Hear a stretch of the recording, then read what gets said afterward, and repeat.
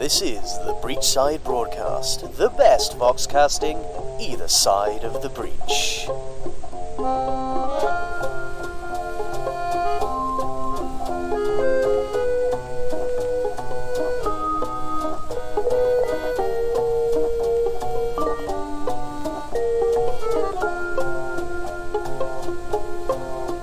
Welcome to Tales of Malifaux. I am your announcer. Allow me to take your hand as we take the perilous journey through the breach and into the streets of Malifaux. Today we've got two quick yarns for you: Snow on a Tombstone and Into the Breach. Pull your Ethervox close and enjoy the show.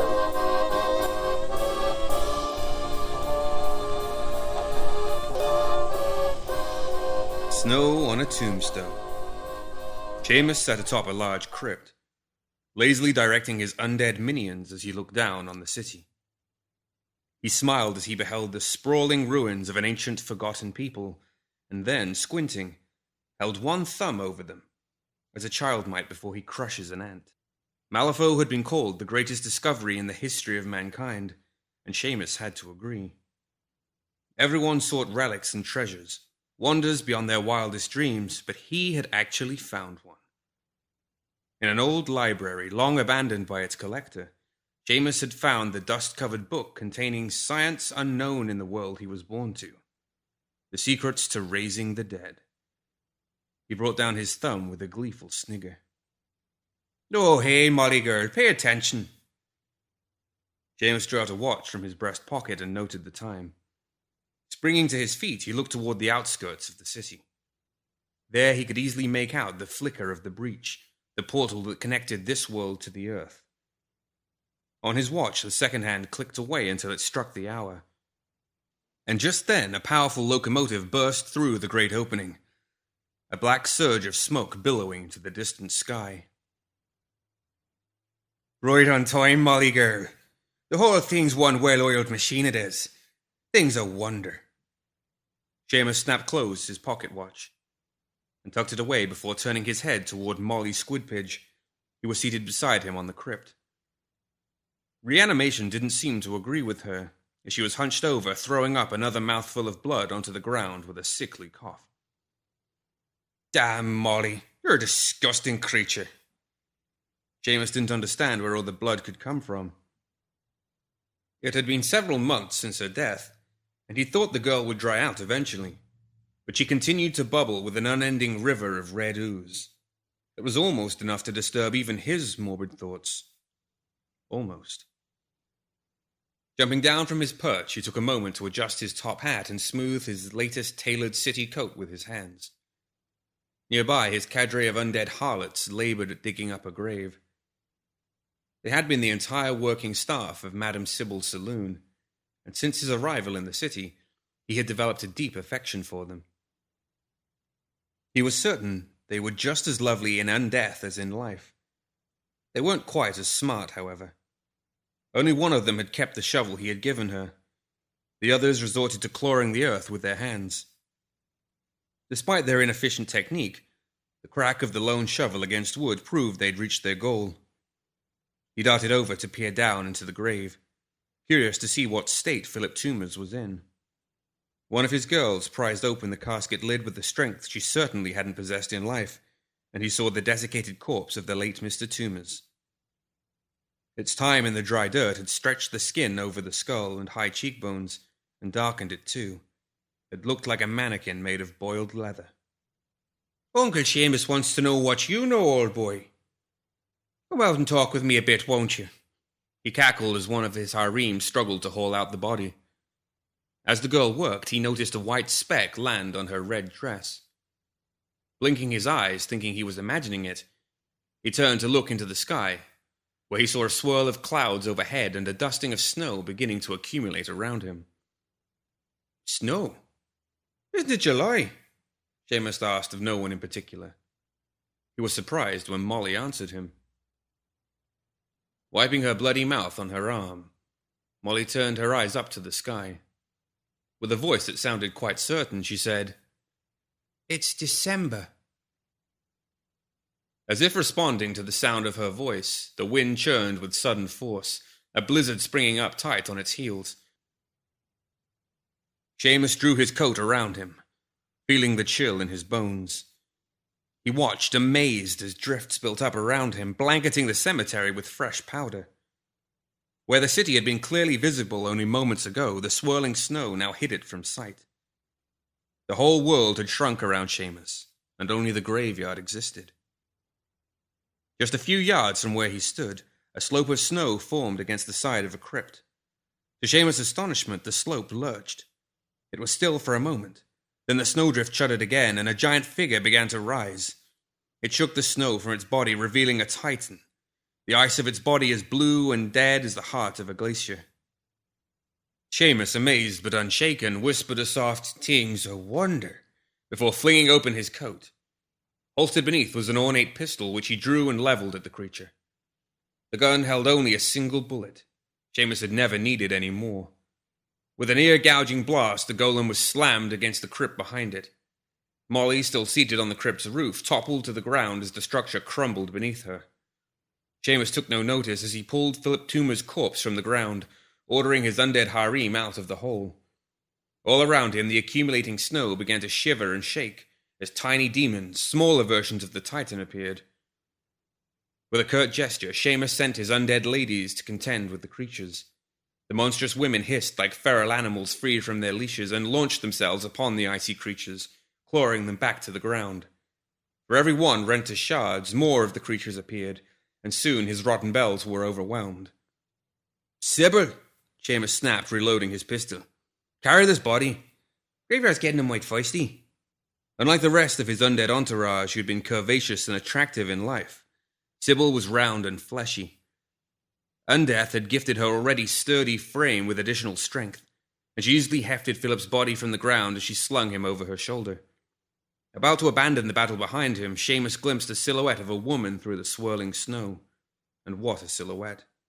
He would be the first to concede he was not the most focused of men, but what red-blooded male wouldn't take time for a profile like that? "Miss, you're Philip Toomer's sister," he called out. "Love her. Fascinating family, to be true." The tempest stilled, the veil of snow falling away to reveal the woman. She wore a long coat, striped stockings and boots with narrow heels. On her head, a warm, furry hat and a pair of goggles, although he didn't care much for the goggles. Her voice was just as cold as the frigid wind. "No, but Philip Toomer's legacy belongs to me. Leave his body and go." "Now keep your thermals on, love," Seamus smirked. "Let's not be hasty. Tell you what, I'll ship him to you when I'm done with him. I swear it, I do. You have an address in the city?" He didn't wait for her answer, lifting his pistol to fire on her. With a motion of her hand, though, the wind slapped a sheet of snow across her and she was gone. He didn't have much time to laugh at his own wit, for behind him he heard a coarse grunt. Turning, he saw Sybil held aloft by the Ice Titan. It had somehow survived not just Seamus' elephant stopper, but also the collapse of the tomb, and now its cold fist was wrapped around Philip's torso. The creature attempted to shake Sybil's grip on the corpse, the fat madam hanging gamely from Philip's flailing trousers. Molly, too, had managed to clear herself from the ruined crypt. After coughing a lungful of blood into the snow, she climbed to her feet and began to stagger toward her master. Lifting an arm weakly, she called out for him in a faint voice, but the howl of wind drowned out her words. At any other time, Seamus would have been amused at the sight of Sybil flailing in the air, her fat legs swinging like stolen sausages in the mouth of a stray dog. His patience, however, had run short.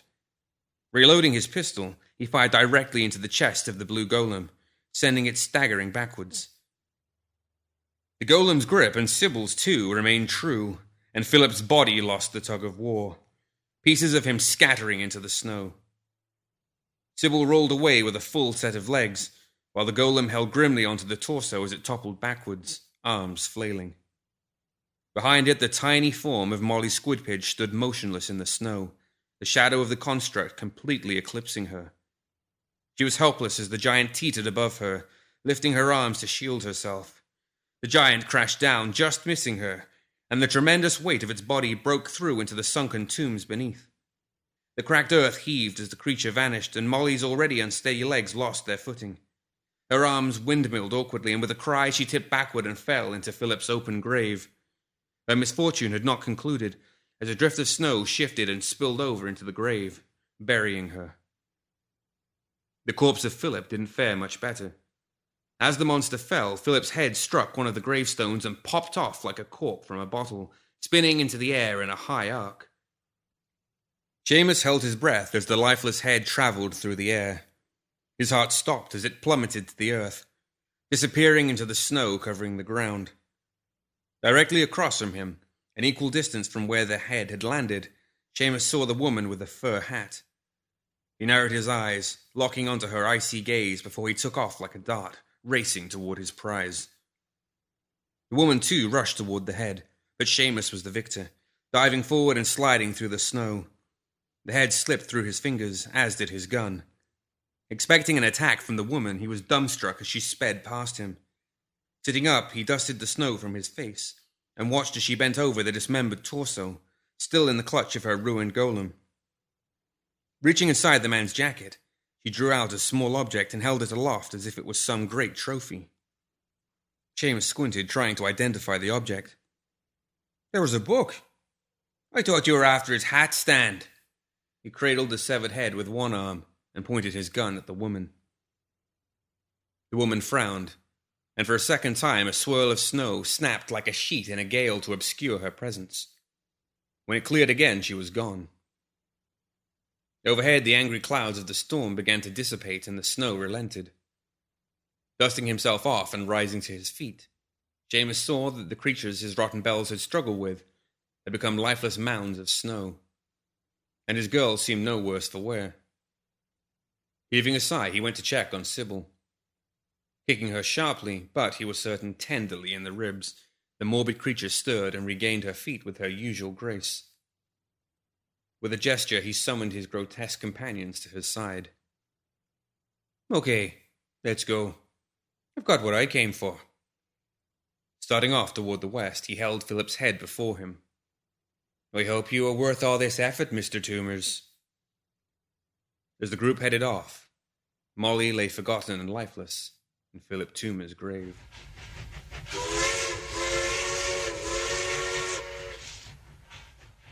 Yes, sir, the junior officer said with some disbelief. He'd never met a member of the Witch Hunter Task Force, but Deputy Samuel Hopkins didn't seem to look the part. The dusty old poncho and ragged, wide-brimmed hat didn't live up to the mix of mystical and stately the young officer had expected. He did see the heavy six-shooter that hung on the man's hip, and the round shield the man was holding in his face, emblazoned with a ram's head. Guild was spelled in gold letters across the bottom. It was proof that the man was who he claimed to be, the legendary Samuel Hopkins. Samuel tucked the badge beneath his poncho and ducked under the rope that marked the crime scene. The broken earth in the graveyard looked as if it had been upset by an earthquake, with upturned gravestones and crypts smashed to rubble. A light dusting of snow remained visible in the few small drifts undisturbed by the morning's events. Several officers busied themselves around the site searching for evidence. There's quite a lot of damage and only a single casualty, an innocent bystander from the looks of it. I suspect that it was some low-level turf war. On the outskirts of the city, this sort of gang violence happens frequently. The officer paused. Sir, if you don't mind me asking, why was a witch hunter sent to investigate a simple case of vandalism? The snow didn't seem out of place to you, officer? Samael asked bluntly before hunkering down next to a cluster of footprints in the mud. He noted the direction of their travel and lifted his head, looking to the south, into the city itself. Taking a small stick, he drew a square in the mud around one of the footprints. It was a slender print with a narrow boot heel. I want a cast of this print. I think we'll find this footprint matches those found outside the sanitarium last month. The officer knelt next to Samael, looking curiously over the man's shoulder. The sanitarium? There was an unseasonable snowstorm on the day of Philip Toomer's murder, too, Samael responded, rising to his feet. Philip Toomer's? The officer asked. Familiar with the case? No, but there's a Philip Toomer's buried in his graveyard, sir. His grave's been dug up. And gang fights generally involve the digging up of graves, do they? These are the sort of details that would have been helpful when I asked you if there was anything significant earlier, officer, Samael responded. The two men walked over to the gravesite. Two other officers were already there, one scrawling notes on a clipboard. It was obviously not Philip Toomer's in the grave. The female body wore white burial clothes, and her long dark hair was tangled around her neck. A wide wound, slick with fresh blood, drenched her chest. Samael dropped to one knee and frowned. "Hoist that body out of the grave!" When none of the men moved, Samael stood and grasped a gaping officer by his collar, pulling him close. "Guild, now, fetch the death marshals." The death marshals? Really? It sounded more like a plea than a question. "That is Molly Squidpidge," Samael said. "Seamus will come back for her."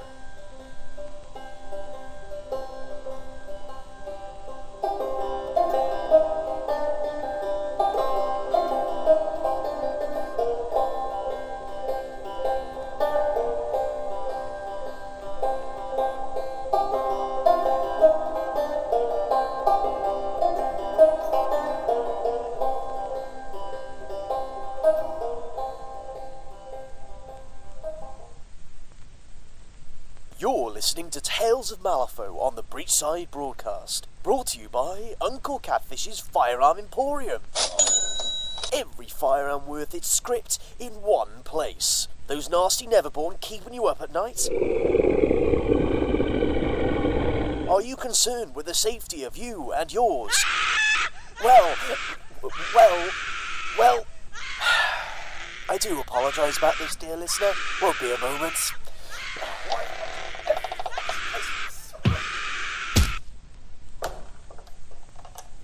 Well, Uncle Catfish has just the right thing for you. He's got rifles, carbines, revolvers, anything you could need at just the right price.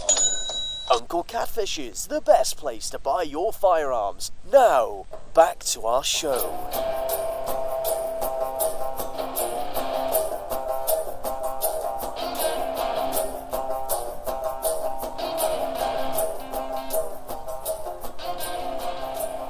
Into the Breach. There is, Miss Victoria, literally no place on earth like Malifaux. In a little less than an hour, we will pass through the breach of the Great Barrier and go beyond this world into another, into the heart of a city built by a civilization and history unknown to us. This world, this city is possessed of a living energy that permeates all things. You'll feel it in you. The old man gave his new acquaintance a sly look, an expression that sat easily on his dry, weathered features. You'll feel it change you. Before we even pass into that world, you'll feel it flow from the breach's crackling circumference like a flood washing over you. You can't find this energy anywhere but Malifaux. Victoria, a young woman with striking razor-sharp features, boyishly short hair, and a sheathed sword lying provocatively across her lap, gave a polite nod. Everyone had heard fantastical tales of Malifaux, of course. From terrifying childhood stories to impossible-to-believe stage plays to breathless and unreliable first-person accounts in the newspapers. But it was quite another thing to hear them from a man who had clearly been there before, while on a train merely moments away from the place itself. Victoria realized her heart was racing, just like it did before a battle. The man, Leviticus he called himself, was clearly warming to his subject, and carried on.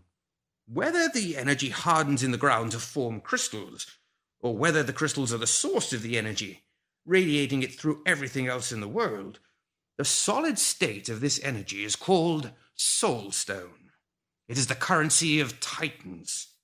Whoever possesses soulstone has the power to change the world, to topple nations, to blot out races, and to manifest any wildest whim as reality. This is the reason, you see, that the Guild regulates soulstone trade so strictly. It is no coincidence that the Guild seems ever more pervasive each day. Its power grows as its store of soulstone increases, and every day they strip more of this precious mineral from the ground. Look now, through the window, and see the long series of cars that follow us. All of them are empty now, but tomorrow this train will be burdened with the fruit of Malifaux, the elixir that transforms men into gods. It is this mineral, this soul stone that can make anything possible. Whatever agenda the Guild pursues in its dim corridors, we can only hope it's benign, true? Here I joke about far-fetched conspiracy theories, when I should warn you of the dangers of this place. See, even now you can see the glow of the breach on the horizon. I fear you will soon arrive and be ill-prepared for the dangers that await you. I do not embellish the atmosphere of Malifaux. Whether it is the magic of the place or simply the promise of limitless wealth, this city brings out the worst in men. There is murder in the air. It gets in the blood.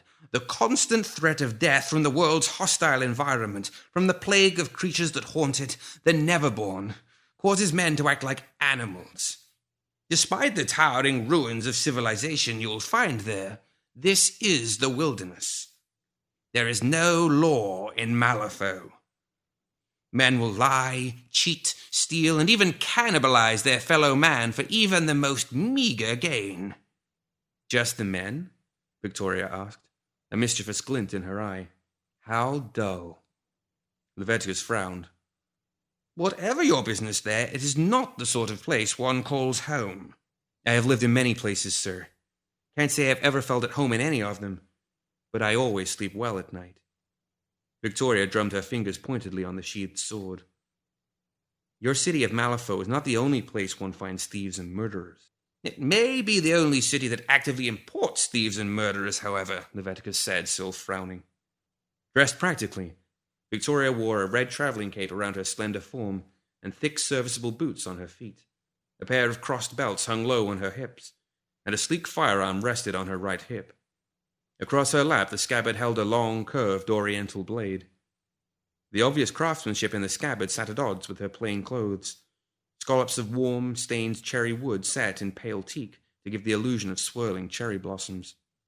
The beautiful scabbard had managed to attract the attention of at least one of Victoria's companions, although despite her drumming her fingers on it, he was still making far too good an effort of not looking directly at it. Across from her, the only other passengers on this particular car were her self-appointed tour guide and frightener of young travellers, Leviticus, and his female companion. The man looked like he was fresh off the boat from the Empire, with his dress coat and starched shirt, like some erudite scholar more at home in vaulted libraries than frontier trains. His attention to etiquette and expansive vocabulary weren't virtues yet in style in the New World. Aside from his rather elevated sense of self-importance, the man seemed rather advanced in age as well.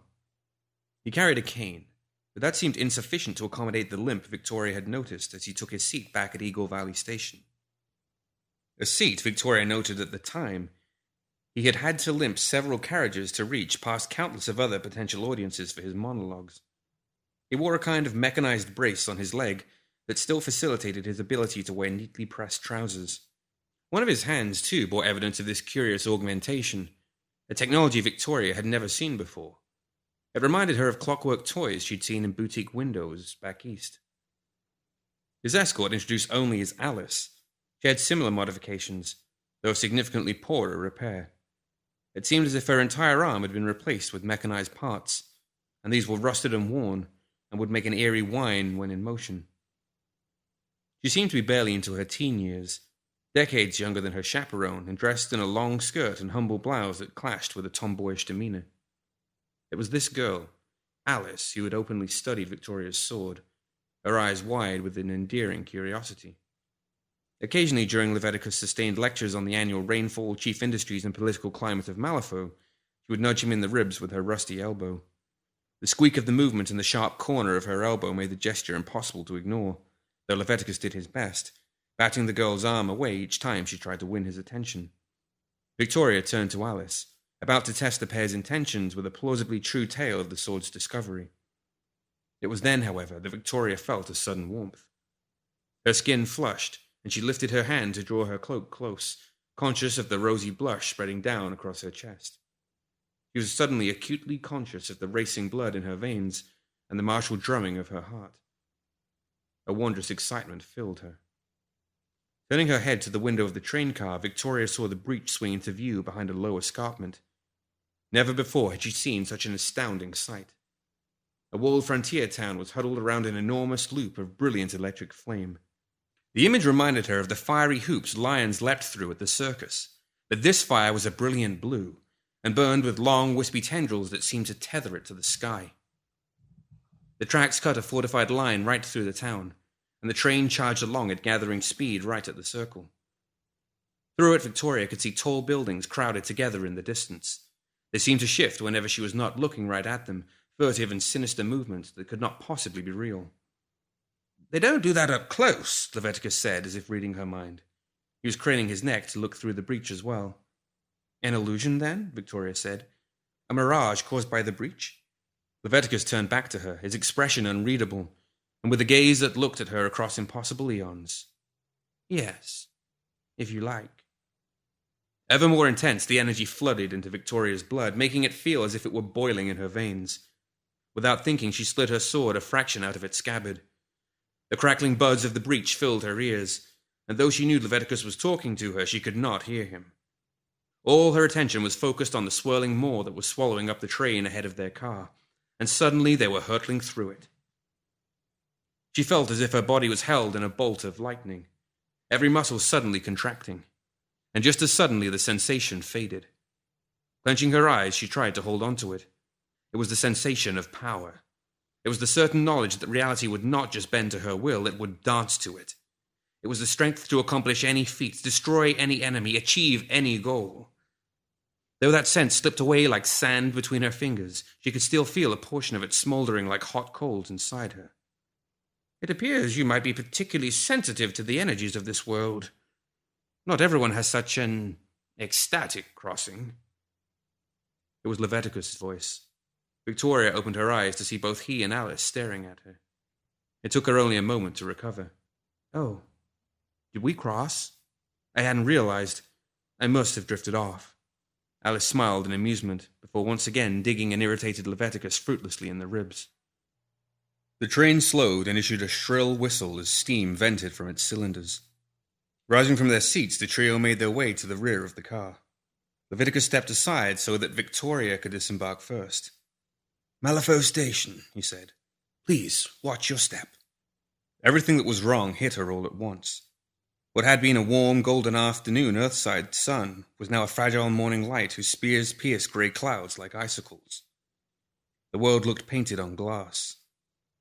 What light there was too bright, too harsh, the shadows too deep, and the colours luminous and rich in a way the old masters would have killed for. Victoria did not know if this was just another side effect of her passage through the breach, but if it was not fading. Was this life under some distant cousin of the sun?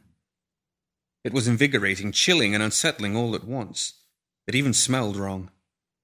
On the wind came the dirt of the city and the oil smoke of the train, mingling with familiar but far-off hints of decaying swamp and distant snows. But the wind here was a strange creature, and its breath held spices and savours unknown. And beyond was a city, just as Leviticus had described. The towering buildings could have been Old London or even New Amsterdam, and if it weren't for the subtle assault on her senses, it would be difficult to imagine she was in another world. Looking to her side, she noticed that her travelling companion's attentions were riveted on something across the station. Following their gaze, she caught sight of a pale-complexioned woman in a long coat and stockings. She wore a thick fur cap on her head. The woman bowed her head in Leviticus' direction, and the elderly man returned the bow respectfully. Alice dropped a very polite curtsy that Victoria wouldn't have thought her capable of. "Ridley Station, now departing," the conductor's voice sounded again, and the ghost-skinned woman quickly boarded the train. Turning, Leviticus smiled warmly, repeating his bow. Producing a card from his jacket, he handed his information to Victoria. Printed on the card in rather bold letters were the words, "Leviticus Captivating Salvage and Logistics, and I for every detail." "If you have need of my services," the man said in a tone that suggested she would, "please, look me up." Victoria thought a moment, and then bowed in the style of the Three Kingdoms just to give the old man something else to ponder. "I'll do that, thank you. It was a pleasure meeting you both, but I have an appointment I must keep. Farewell." Waving a hand, she departed and was quickly lost in the crowded station. When she disappeared, Alice jabbed Leviticus sharply in the ribs with her elbow again, inspiring a hoarse grunt. "Blast your elbows, child, yes! Yes, I saw the sword. You follow her. I'm off to see Mistress Crid.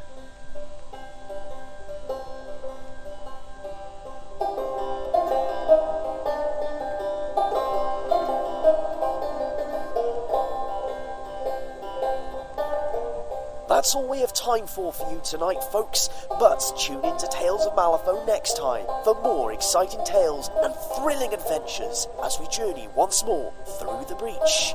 From everyone here at the city's premier voxcasting station, do stay safe out there. After all, bad things happen.